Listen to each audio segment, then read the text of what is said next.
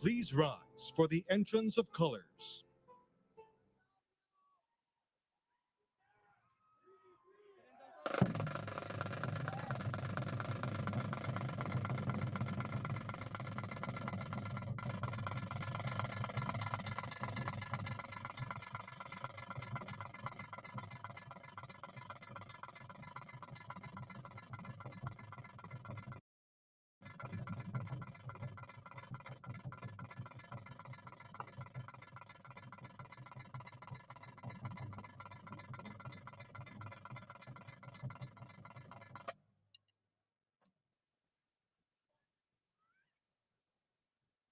Let us all rise for the Philippine National Anthem.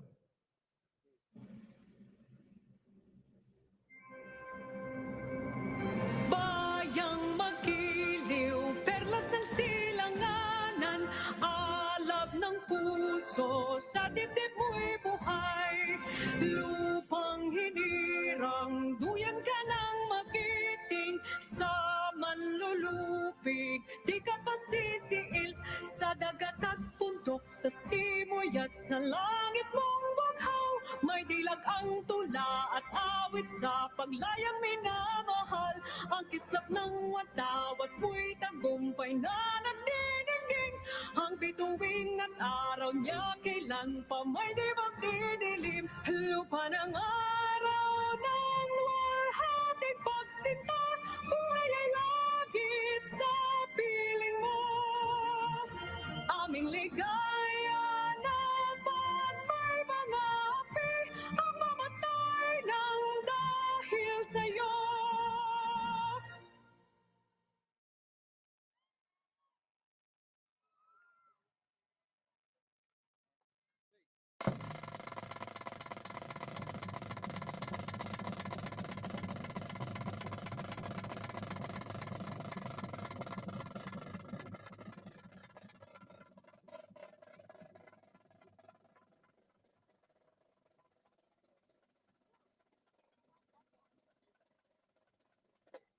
Please remain standing for the ecumenical prayer.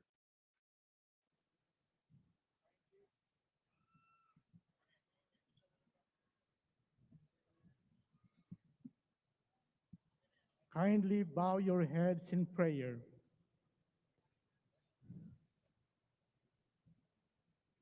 Sa ngalan ng Ama at ng Anak at ng Espiritu Santo. Amen. O Diyos naming maawain at mapagmahal, kami ay nagpapasalamat sa araw na ito na inyong nilikha, puspos ng biyaya para sa mundo at mga Pilipino, kung saan aming tinatanggap ang aming bagong Pangulo. Nawa ang araw na ito ay maghatid ng pagkakataon upang maging ganap ang aming hinahangad na pagkakaisa, kaunlaran at kapayapaan. Maging hudyat nawa ito ng tunay na pagbabago, paglilingkod at pag-asa. Sa ngalan ni Kristo na aming Panginoon, kasama ng Espiritu Santo. Amen. Bismillahirrahmanirrahim. Qala rabbukum ud'uni astajib lakum. Ya Allah, the most gracious and the most merciful, please fill our mind and soul with good health and wellness forever. Bless us and our future leader, Ferdinand Romualdez Marcos Jr., a good health and spirit of wisdom so that he may serve his countrymen. We pray that our nation be crowned with compassion and nurtured by your love. ربنا آتنا في الدنيا حسنة وفي الآخرة حسنة وقنا عذاب النار وادخلنا في جنة مع الأبرار يا عزيز يا غفار يا رب العالمين. Panginoon po naming Diyos, banal ka po at makapangyarihan sa lahat. Pakitanggap po ang aming taos-sa-pusong pasasalamat sapagkat taglay pa naming lahat ngayon ang aming buhay at ang aming lakas. Sasaksihan po namin ang panunumpa ng bagong Pangulo ng aming Republika. Nagmamakaawa kaming lahat na tulungan mo po ang aming Pangulo, maging lahat ng mga nangunguna sa aming pamahalaan, maipatupad ng pantay-pantay lahat ng mga batas tungo po sa pag-unlad ng aming lipunan. Hinihiling po namin maghari sa amin ang iyong katwiran. Sa ngalan po, Ama, ng aming Panginoong Hesukristo. Amen. Mapagpala po namin Diyos, binabalik po namin ang papuri at pasalamat sa inyong saganang biyaya na sa kabila ng mga krisis, pandemya, kami po ay patuloy na tumitingin na kami po ay merong bagong lipunan na kung saan ang bawat isa sa amin ay magkakaisa upang kami po ay umunlad. Panginoon, inyo pong puspusin ng biyaya ang aming bagong Pangulo. 10 po ng kanyang buong sambahayan at pamilya. Gayon din po ang lahat ng mga gabinete, ang kanyang administrasyon. At salamat po na kami ay walang dapat ipangamba sapagkat kayo po'y nangako na kayo po ang sa amin. Ito po ang aming pakiusap sa pangalan po ng aming Panginoong Hesus. Amen. Salamat po, Ama, sa pag-ibig na pinupuno niyo sa puso ng bawat Pilipino. Pag-ibig na maaaring sandalan, gawing pundasyon at balangkas ng aming pagkakaisa. Patuloy niyo po kaming pag-umapawi ng pag-ibig sa bayan, sa inyo at sa aming kapwa. Sa pangalan ng Panginoong Hesus. Aming Amang manlilikha at tagapagtaguyod, Nagkakaisa po kami ngayon na nagtatalaga sa inyong hinirang na maging Pangulo at lingkod ng bayan, si Ginoong Ferdinand Bongbong Romualdez Marcos Jr. Sa kanyang pamumuno at pamamahala, liwanagan niyo po siya ng inyong maningning na ilaw, kasihan at puspusin ng inyong banal na diwa, lapatan ng inyong mapagpalang kamay, pangunahan at akayin ng inyong makatwirang tinig, at patuloy na pagkalooban ng nag-uumapaw na pag-ibig at pagmamalasakit sa sambayanang Pilipinas. Bigyan niyo po siya ng mga makakatuwang sa pamamahala na may pusilak na kalooban, mga manunungkulang maalam, mabunga at marubdob ang pagmamahal sa bayan. Kami pong lahat na mamamayan ay patuloy ninyong gabayan na maging matapat sa aming mga tungkulin sa bayan para sa isang maunlad at nagkakaisang Pilipinas. Sa maiksing sandali po ng tahimik na pakikipagniig sa ating Ama sa Langit, ipabatid natin ang ating mga niloloob at pasalamat.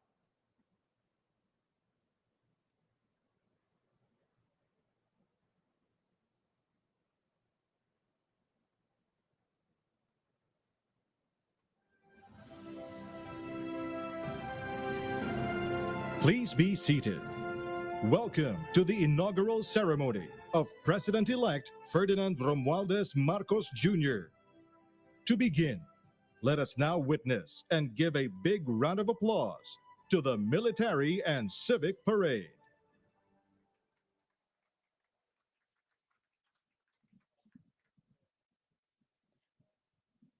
Sa makasaysayang araw na ito, ating binibigyang pugay ang bagong Pangulo ng Republika ng Pilipinas, Pangulong Ferdinand Romualdez Marcos Jr.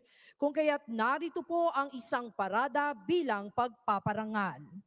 Atin na pong tunghayan ng mga tagapangalaga ng bansa, naglilingkod sa iba't ibang larangan, isinasanggalang ang bansa sa anumang pagbabanta. Sila na nagtataglay ng katapangan at kagitingan, patuloy na nakikipaglaban para sa kapayapaan at kalayaan na ating tinatamasa.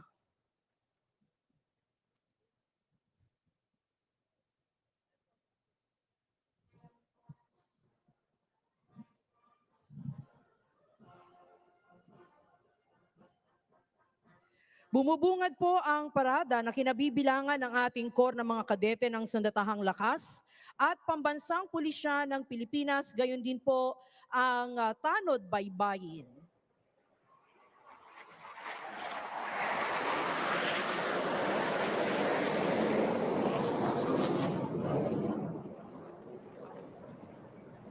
Inyo pong nasaksihan ang high-speed opener pass o ang mabilisang paglipad ng FA-50PH o ang tinaguriang Fighting Eagle.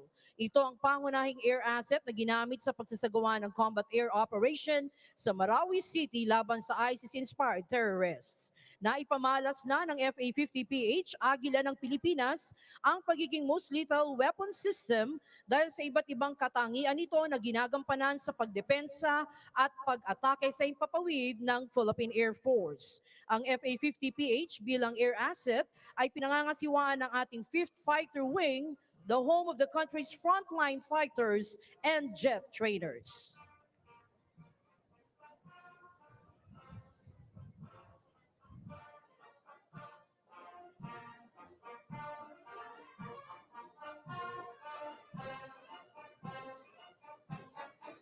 Nangunguna po sa ating parada ang pinagsamang banda ng Sandatahang Lakas ng Pilipinas.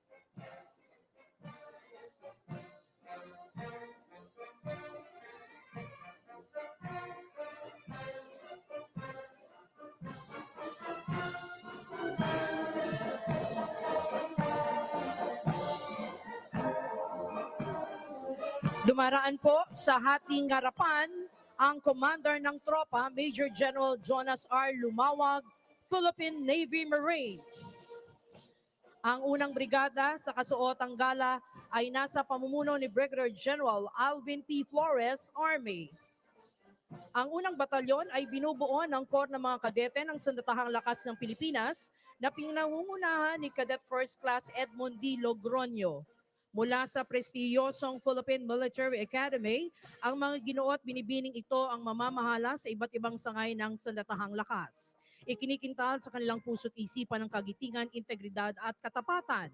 Sila na sa hinaharap ay magiging kaagapay sa pagsusulong ng kapayapaan at kaunlaran ng bansa. Sumusunod ang batalyon ng mga kadete mula sa kilalang Philippine National Police Academy sa pangunguna ni Cadet Second Class Joshua R. Pulido. Hinuhubog ang karakter ng mga kadeteng ito upang mamuno sa hinarap ng nananaig ang paglilingkod, karangalan at justisya, gayon din bilang makadiyos, responsable at respetadong mga public safety officers.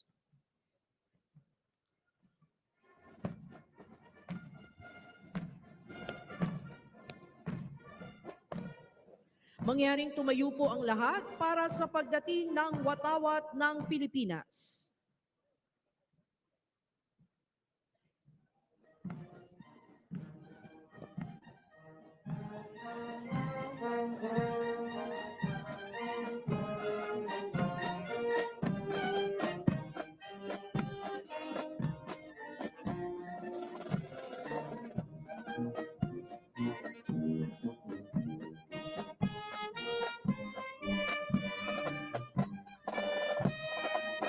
Mangyaring magsiupo na ang lahat.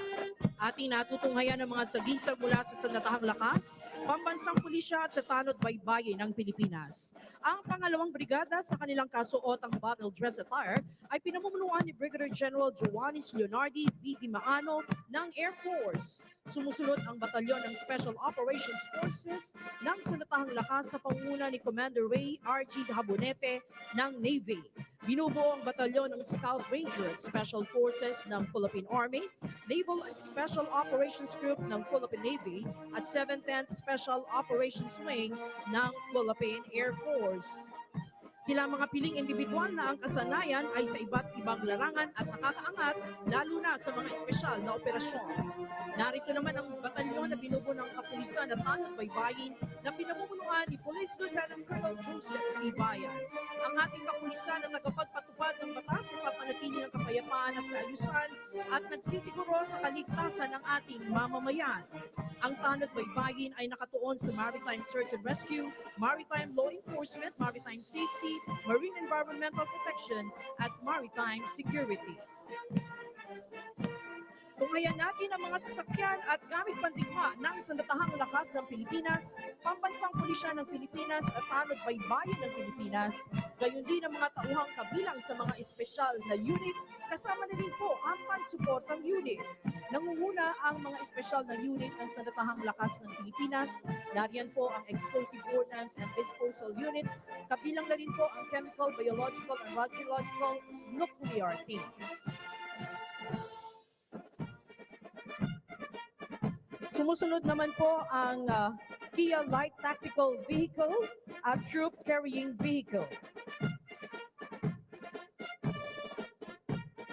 Narito rin po ang 11 Metrong Rigid Hull Inflatable Boat ng Naval Special Operations Group ng Philippine Navy. Ginagamit ito sa mga espesyal na operasyon bilang suporta sa maliitang SEAL operation. Ang tinaguriang combat arm of decision ng Armor Assets. Nangunguna ang Commando B-150 na pangunahing nakadisenyo para sa panloob na operasyong pansiguridad ng bansa. Kasabay ang Simba Armored Fighting Vehicle ng Philippine Army na gumaganap para sa panloob na seguridad. Nariyan din po ang V-300 Armored Personnel Carrier ng Philippine Marine Corps, isang uri ng sasakyan na magagamit sa lupa o tubig man. Natutunghayan naman po natin ang artillery assets na binubuo ng mga kanyon ng Sandatahang Lakas ng Pilipinas. Nangunguna ang 20mm M39 anti-aircraft cannons at iniakma ito bilang ground-based weapons mula sa dating F-5 Freedom Fighters aircraft. Sumusunod ang Atmos 155mm howitzer system na binuo bilang shoot-and-scoot weapon na agarang magre-responde sa mahirap na kalupaan at kritikal na lugar. Kontrolado ito ng electronic suit na may inertial navigation system-based gun, laying method at automatic loader.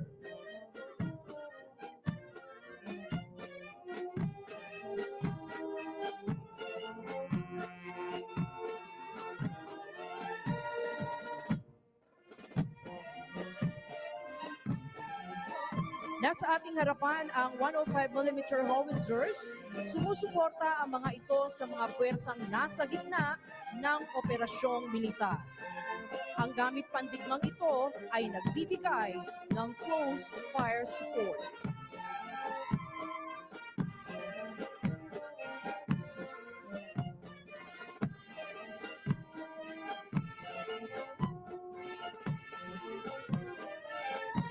Inyo naman po nakikita ang 8-ton Ural trucks at 1¼ ton Sadco. Ang mga sasakyang ito ay ginagamit bilang bahagi ng combat support units. Gayon din sa panahon ng kagipitan, partikular sa humanitarian assistance and disaster response. Mga espesyal na sasakyang naglalaman naman ng mga gamit pang komunikasyon at sistemang pang-impormasyon na may kakayahan upang maisakatuparan ang ugnayan sa pamamagitan ng radio communication sa iba't ibang frequency bands. Ang mga sasakyan naman po at kagamitan ng ating pambansang pulisya ng Pilipinas at Tanod Baybayin ng Pilipinas na pawang ginagamit sa iba't ibang larangan, seguridad at maging sa kampanya laban sa terorismo at humanitarian assistance and disaster response. Pinangungunahan ito ng PNP Highway Patrol na tinaguriang Guardian of the Highways na nakatuon sa operasyon sa lansangan para sa traffic safety at maging sa paglaban sa krimen. Nariyan po ang mga sasakyan ng NCRPO, ang Forensic Group Scene of the Crime Operatives, ang Chemical, Biological, Radiological, Nuclear, and Explosives, at ang pinagsanib na Explosive Ordnance at K9 Mobile Vehicle Van. Natutunghayan natin ang SWAT Van, Special Action Force, na lula ng Multipurpose Armored Vehicle Personnel Carrier at MG Rubber Boat.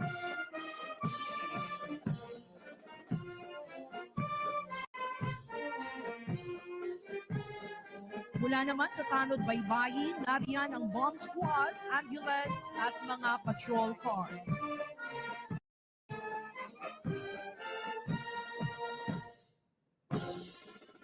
Nariyan po ang kanilang jet ski para naman sa agarang makatugon sa seguridad at search and rescue operations. ang aluminum search and rescue boats na nakadisenyo upang mabilisang makaresponde ang rescue team sa mga nalunod o biktima ng sakuna sa karagatan. Samantalang ang regional hull boat ay ginagamit sa iba't ibang misyong isinasagawa ng Coast Guard Anti-Terrorist Unit. Ngayon po, ibaling ang inyong atensyon sa kalangitan at natutunghayan ng pagdaan ng mga sasakyang panghimpapawid ng santahang lakas ng Pilipinas. Inyo pong nakikita ang 4 na A29 Super Tucano, sumusunod ang 10 SF-260 Marchetti nakadisenyo para sa basic at intermediate training at nagsisilbing dependable attack aircraft para sa close air support. Nariyan din ang 4 na Cessna aircraft at ang pamuli sa hanay ng mga sasakyang panghimpapawid, ang 9 na T-41 trainer aircraft.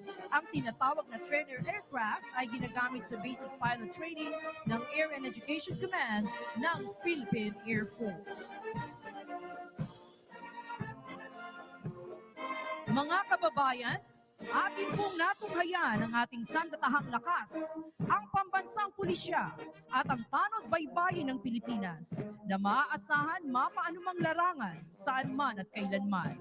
Sila ang ating mga kaagapay upang mapanatili ang kaayusan, katiwasayan at kapayapaan sa buong kapuluan para sa masaganang kinabukasan ng ating bayang Pilipinas.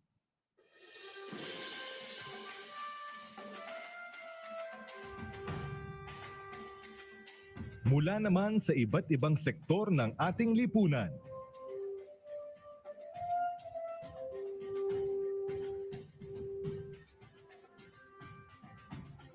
Ang ating mga bayaning katuwang sa lalong pagpapaganda at pagpapaunlad ng ating bansa.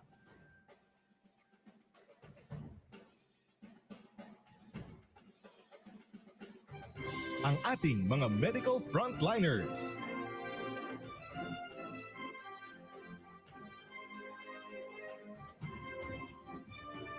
Sa panahong singdilim ng pandemya, ang mga bayaning nagniningning ng pinakamaliwanag.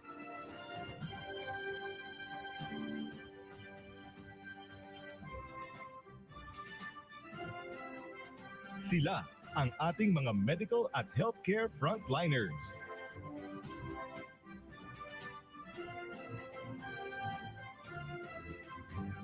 Nanganganib sa bawat araw upang masigurong ligtas at protektado ang bawat pamilyang Pilipino.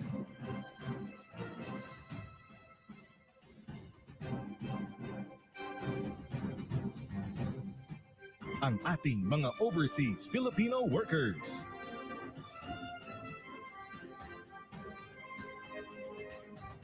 Sa ibayong lupa man o karagatan. Ang manggagawang Pilipino ay tinitingala ng ibang bayan.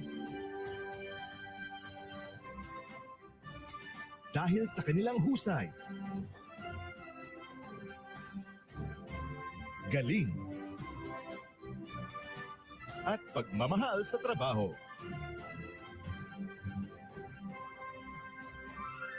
Karangal-rangal ang kanilang mga sakripisyo.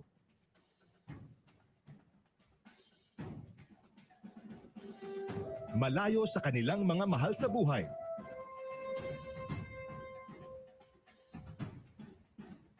Kapalit ng kanilang di matatawarang kontribusyon sa ating ekonomiya.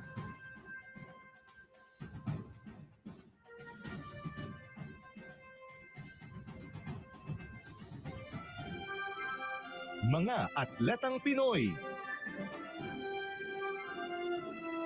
Sa larangan ng palakasan. Walang tatalo sa puso ng atletang Pinoy. Dugot pawis at sakripisyo mula pagkabata. Upang makamtan ang medalyang hinahangad.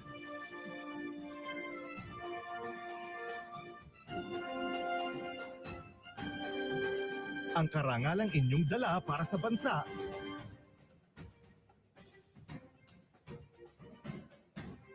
Sa bawat labang buhay ang inyong itinataya. ay kabayanihang ating kinikilala.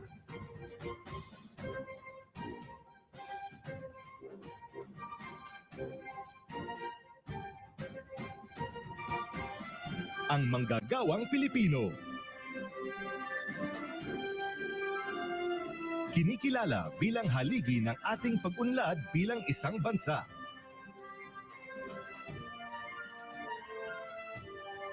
Ang kanilang pagpupunyagi at pagsisikap na maitaguyod ang pamilyang Pilipino sa kabila ng anumang balakid ay ating bigyang dangal. Anumang industriya o antas ng panunungkulan,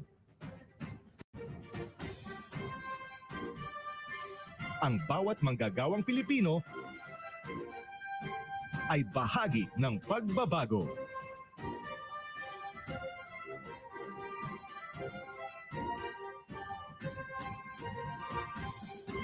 Ang ating transport sector. Panlupa, pantubig, o panghimpapawid.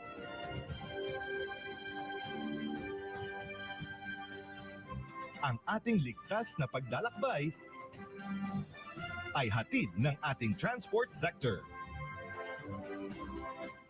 Mula sa mga tsuper, piloto, at flight attendants, o mga seafarers, at kapitan ng barko. Ang kanilang husay at galing ay katuwang natin sa paglalakbay tungo sa maunlad na bukas.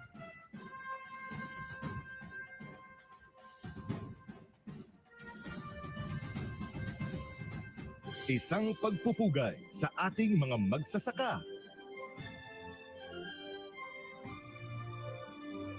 at mangingisda.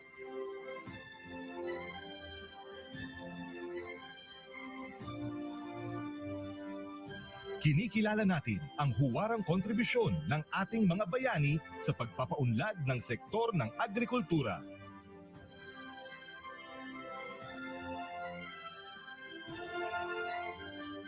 Ang ating likas na yamang lupa at karagatan.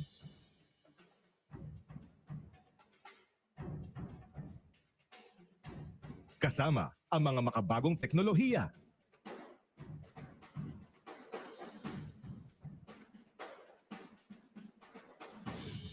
Isang masaganang kinabukasan para sa agrikultura at matibay na seguridad sa pagkain ang naghihintay sa atin.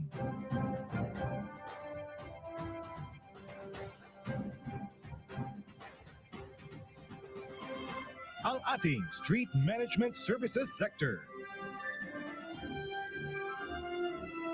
Malinis, ligtas, at maayos na mga kalye at lansangan. Hatid ng ating mga kababayan sa serbisyo.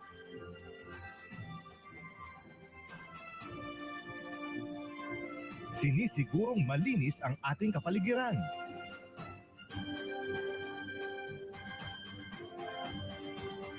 Maginhawa ang daloy ng trapiko.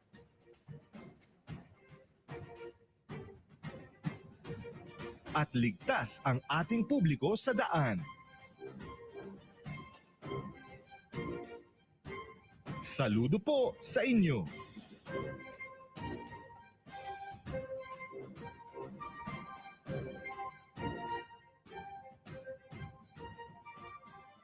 Ang ating construction industry.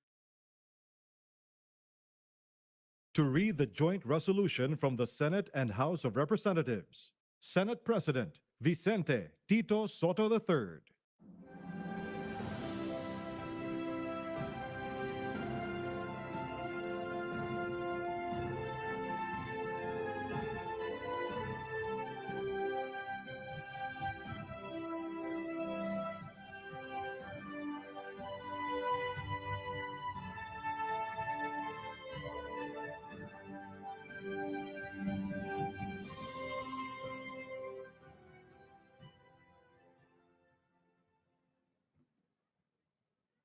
As the Senate President and co-chair of the joint public session of Congress that canvassed the votes for presidential and vice presidential candidates in the national elections held on the 9th of May, 2022, it is my distinct honor and privilege to join you in this historic occasion and read the dispositive portion of the resolution of both houses, which proclaimed the duly elected President and Vice President of the Republic of the Philippines. The dispositive portion of the said resolution reads as follows. Resolved further to declare that candidate Ferdinand Bongbong Marcos Romualdez Marcos Jr. and candidate Sara Zimmerman Duterte received the highest number of votes cast for President and Vice President respectively in the national elections held on the 9th of May, 2022, and by virtue thereof, to proclaim Ferdinand Bongbong Romualdez Marcos Jr. as the duly elected President of the Republic of the Philippines, and Sara Zimmerman Duterte as the duly elected Vice President of the Republic of the Philippines.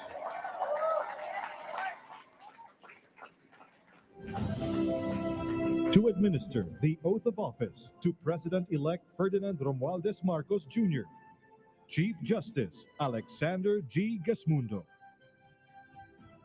May we request on stage Attorney Liza Araneta Marcos, Ferdinand Alexander Sandro Marcos, Joseph Simon Marcos, and William Vincent Marcos to witness the oath-taking.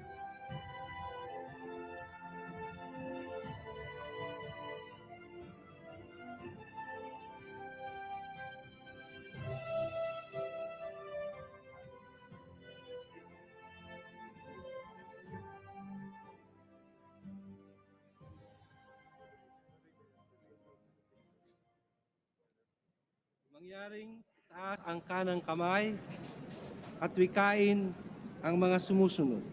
Ako, si Ferdinand Romualdez Marcos Jr.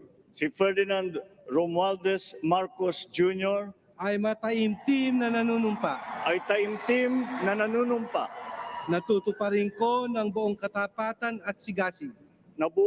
Natutuparin ko na buong katapatan at sigasig ang aking mga tungkulin bilang Pangulo ng Pilipinas. Pangangalagaan at ipagtatanggol ang kanyang konstitusyon.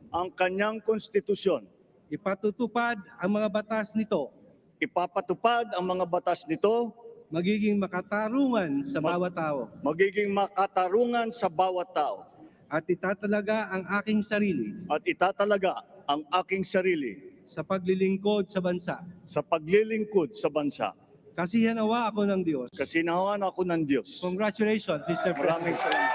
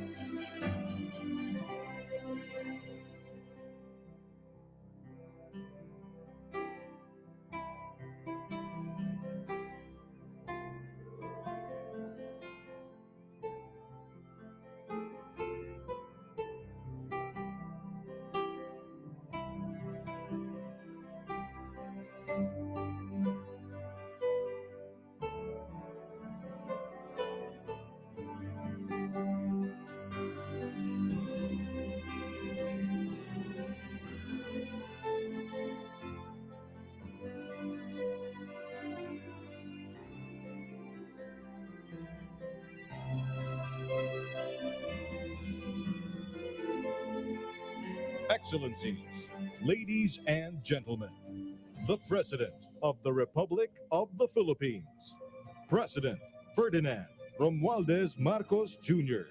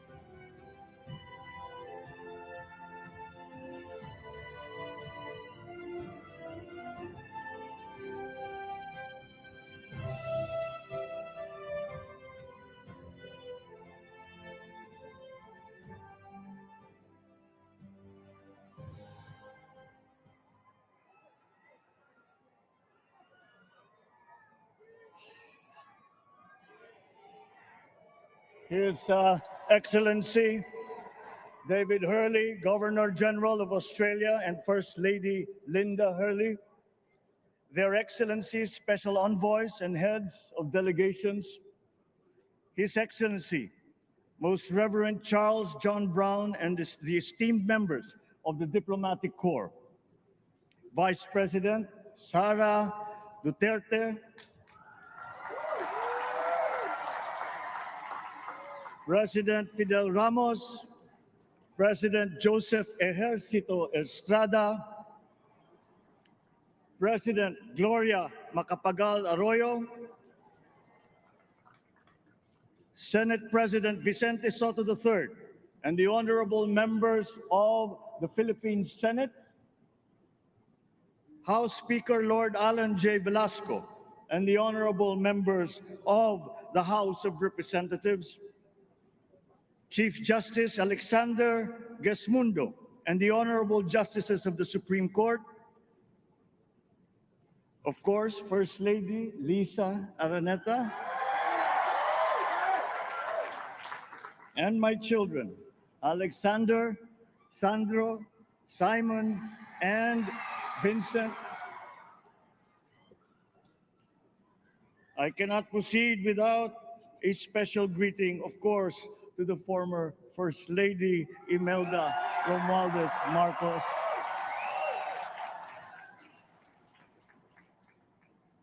Other distinguished guests, ladies and gentlemen, my friends, ang aking minamahal na mga kababayan, magandang tanghali po sa inyong lahat. This is a historic moment for us all. I feel it deep within me. You, the people, have spoken, and it is resounding. When my call for unity started to resonate with you, it did so because it echoed your yearnings, mirrored your sentiments, and expressed your hopes for family, for country, and for a better future.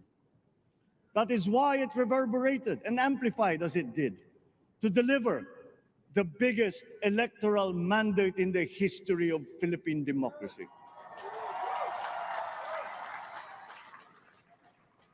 By your vote, you rejected the politics of division. I offended none of my rivals in this campaign. I listened instead to what they were saying.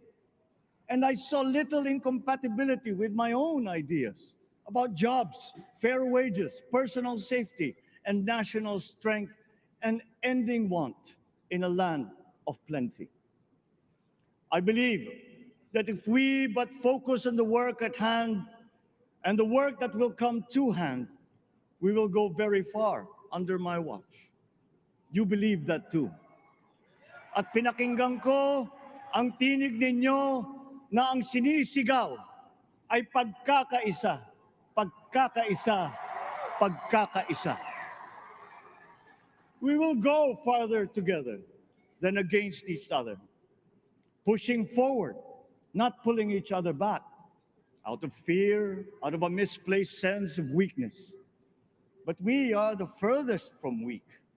The Filipino diaspora flourishes even in the most inhospitable climes, where they are valued for their quality. The changes we seek will benefit all and will shortchange no one. I was not the instrument of change. You were that. You made it happen. I am now. You picked me to be your servant, to enable changes to benefit all.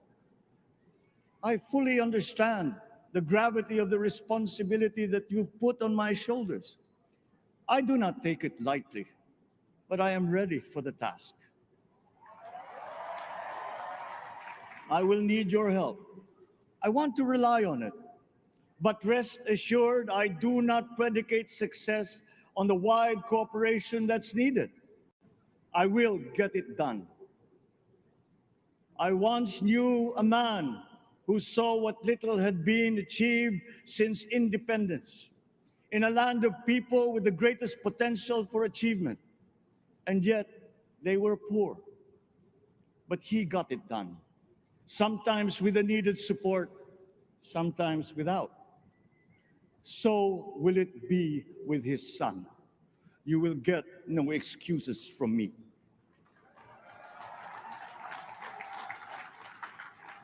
I am here not to talk about the past. I am here to tell you about our future. A future of sufficiency, even plenty, of readily available ways and means to get done what needs doing, by you, by me. We do not look back, but ahead, up the road that we must take to a place better than the one we lost in the pandemic. Gains made and lost, opportunities missed, well-laid plans superseded by the pandemic. Indeed, ours was the fastest growing economy in ASEAN by ways now outdated. We shall be again by a radical change in the way the world must now work to recover what we have lost in that fire and move on from there. We face prospects of the spread of the war abroad, of which we are totally blameless. We seek friendship with all. But countries like ours will bear the brunt of it. And if the great powers draw the wrong lessons from the ongoing tragedy in Ukraine, the same dark prospect of conflict will spread to our part of the world. Yet, there is more out there. Like going forward by new ways of doing that the pandemic forces to adopt. A stronger resilience, quicker adaptability. They are our best prevention. They are our best protection.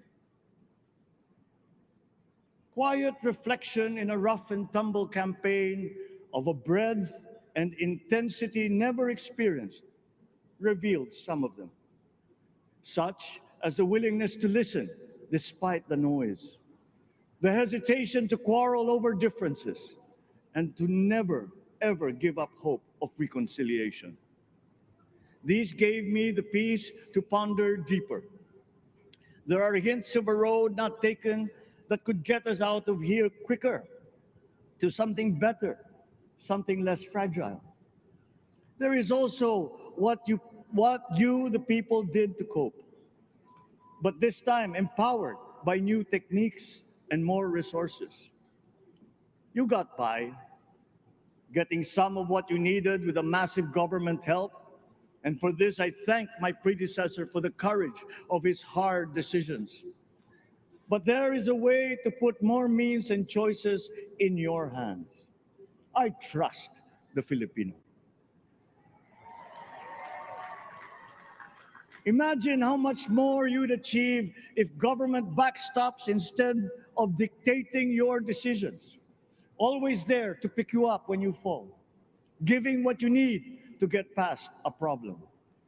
Imagine if it invested in your self-empowerment to bring it closer to taking on whatever challenges come. Imagine a country that, in almost every sense, is you. Now imagine what you and government can achieve together. We did it in the pandemic. We will do it again. But again, I will not predicate my promise to you on your cooperation. You have your own lives to live, your work to do, and there too I will help. Government will get as much done alone without requiring more from you. That is what government and public officials are for. No excuses, just deliver. It was like that once upon a time. I did not talk much in this campaign. I did not bother to think of rebutting my rivals. Instead, I searched for promising approaches better than the usual solutions. I listened to you. I did not lecture you who has the biggest stake in our success. And the forthcoming State of the Nation will tell you exactly how we shall get this done. In this fresh chapter of our history, I extend my hand to all Filipinos. Come, let us put our shoulders to the wheel and give that wheel a faster turn to repair and to rebuild and to address challenges in new ways, to provide what all Filipinos need, to be all that we can. We are here to repair a house divided, to make it whole, and to stand strong again in the Bayanihan way, expressive of our nature as Filipinos. We shall seek, not scorn, dialogue. Listen respectfully to contrary views. Be open to suggestions coming from hard thinking and unsparing judgment, but always from us, Filipinos. We can trust no one else when it comes to what is best for us. Past history has often proven that. Solutions from outside divided us. None deepened our understanding. They were always at our expense. Never forget, we are Filipinos.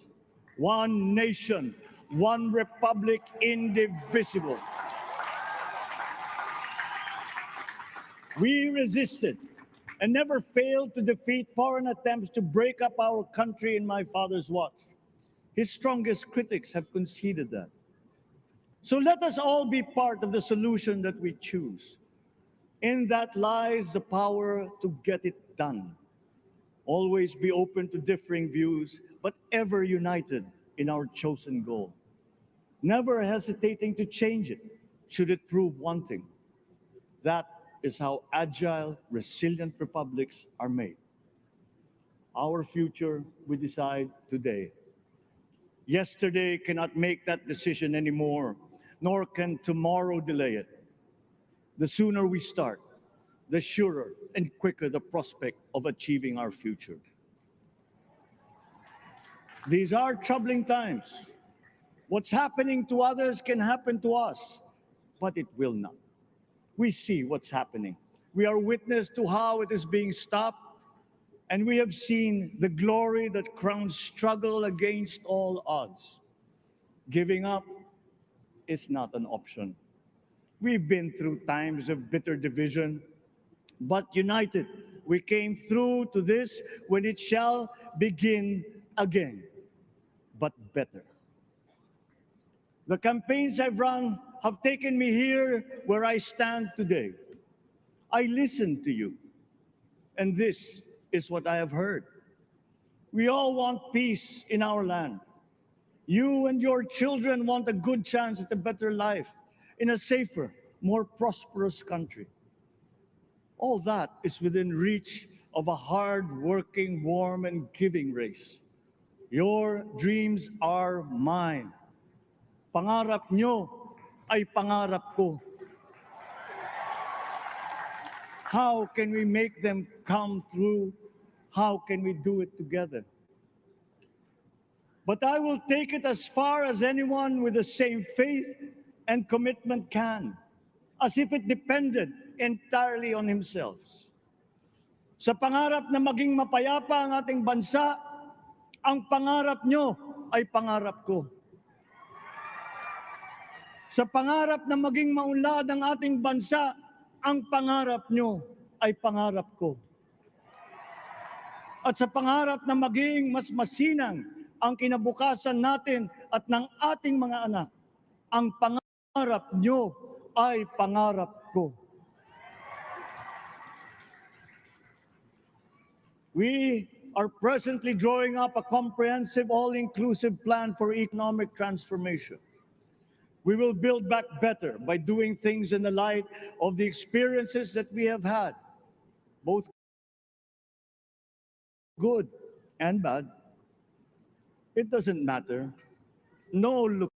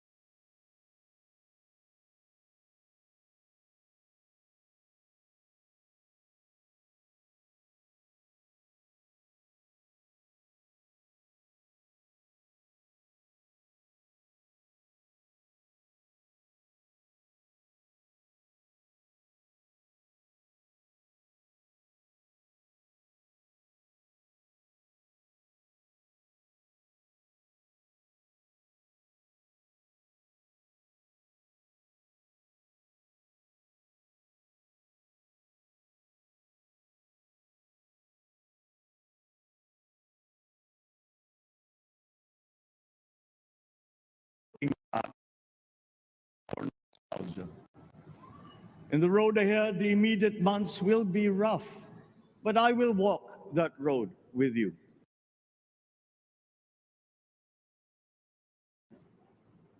The pandemic ravaged bigger economies than ours. The virus is not the only thing to blame. What had been well built was torn down. We will build it back better. The role of agriculture cries for the urgent attention that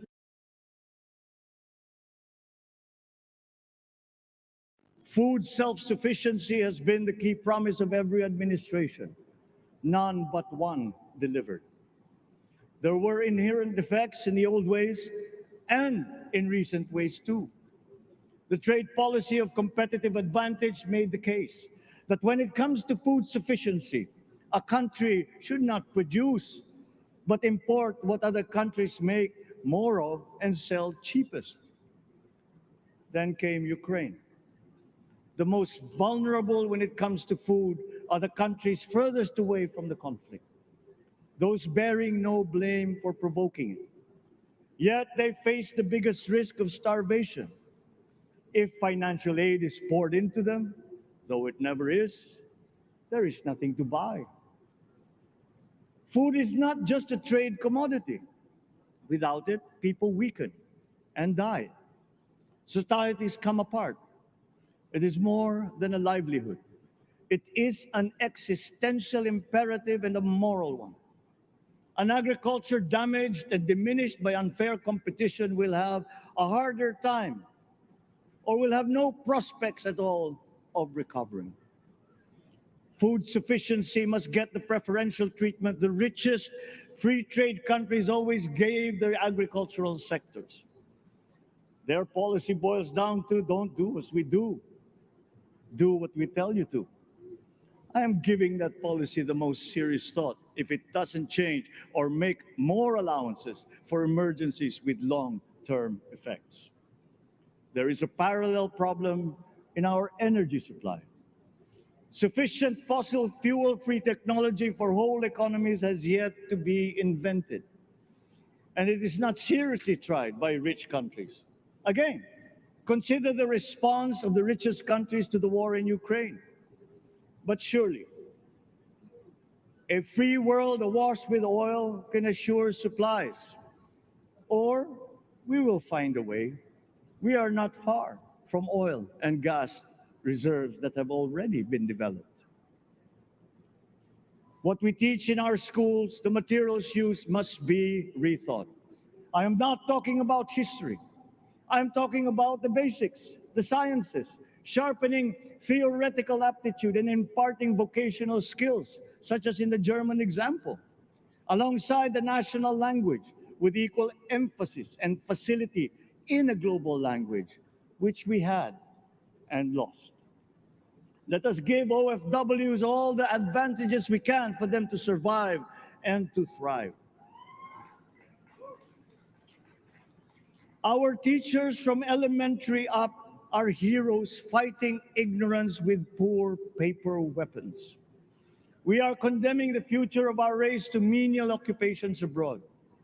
Then they are exploited by traffickers.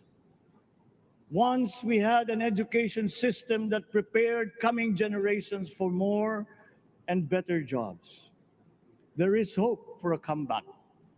Vice President and soon-to-be Secretary of Education, Sara Duterte Carpio, will fit that mission to a T.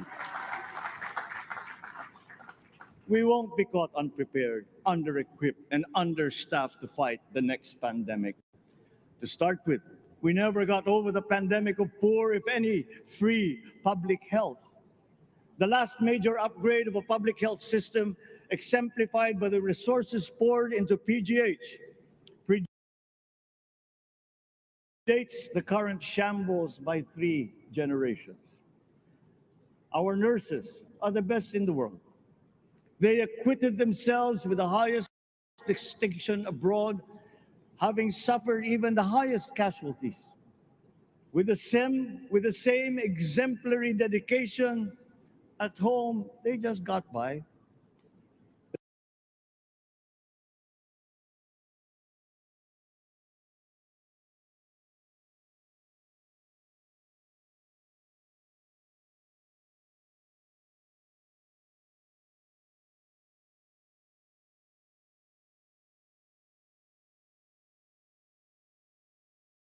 They are out there because we cannot pay them for the same risk and workload that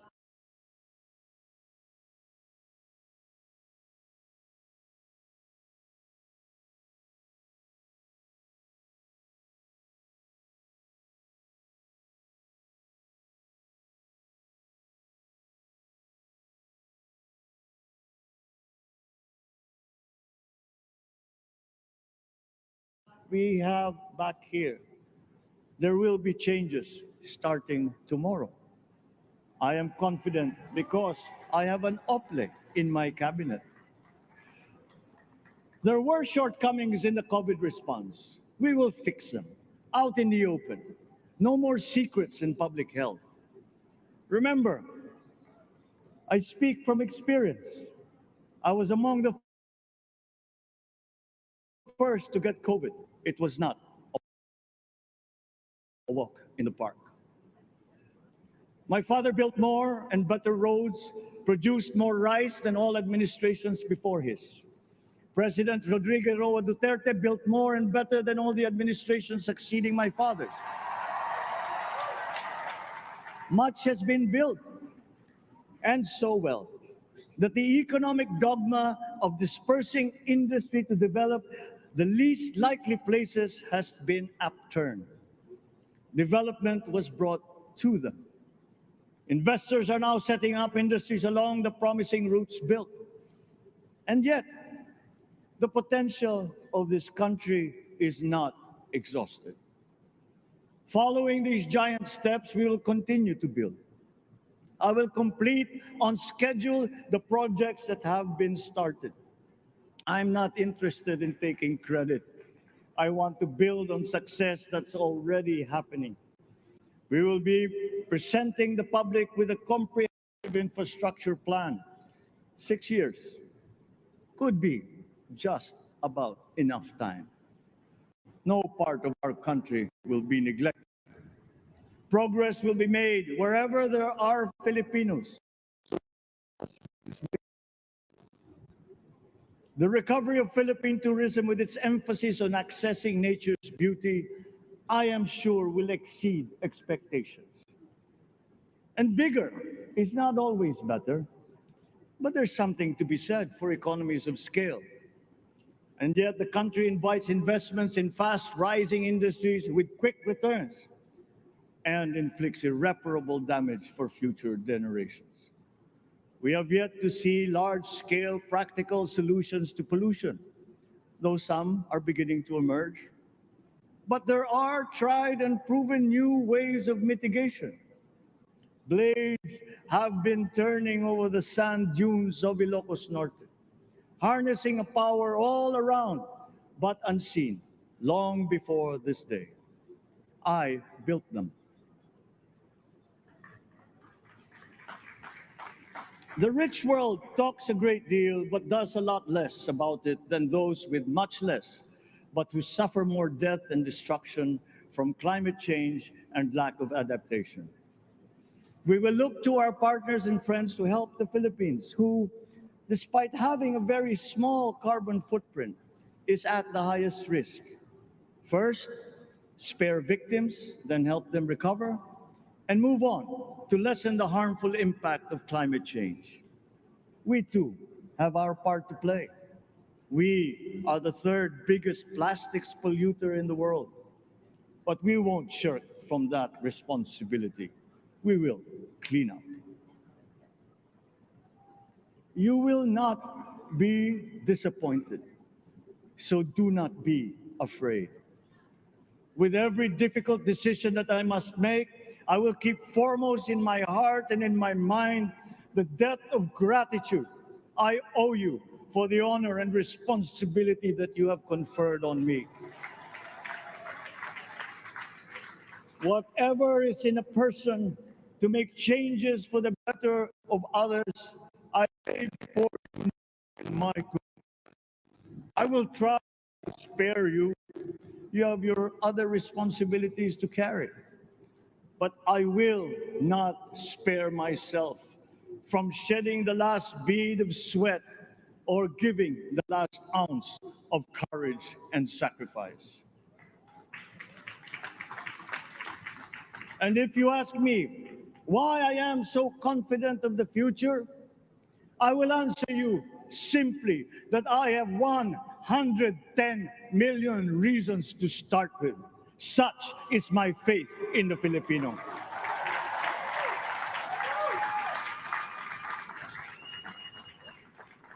Believe, have hope. The sun also rises like it did today and as it will tomorrow.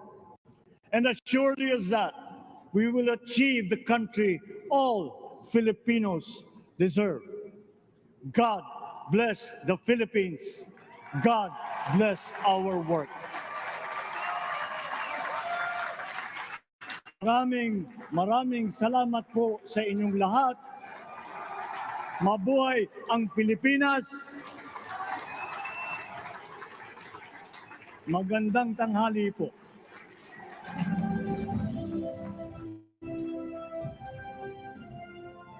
Excellencies, ladies and gentlemen, the President of the Republic of the Philippines, President Ferdinand Romualdez Marcos Jr.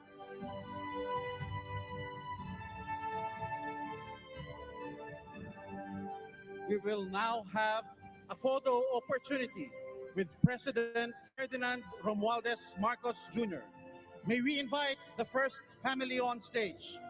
First Lady Liza Araneta Marcos, Ferdinand Alexander Sandro Marcos, Joseph Simon Marcos, and William Vincent Marcos.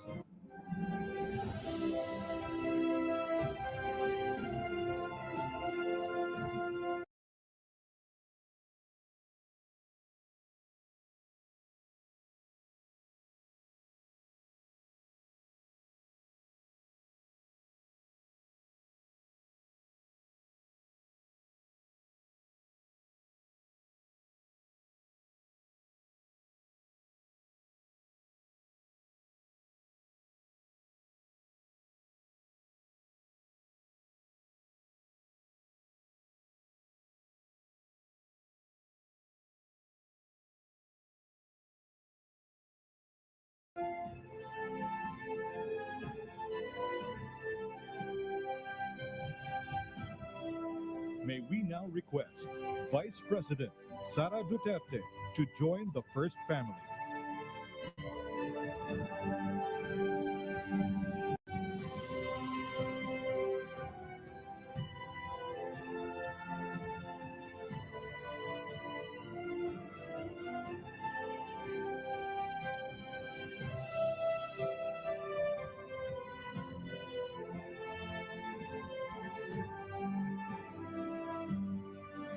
May we now request on stage Chief Justice Alexander G. Gesmundo and Senate President Vicente Soto III to join the first family.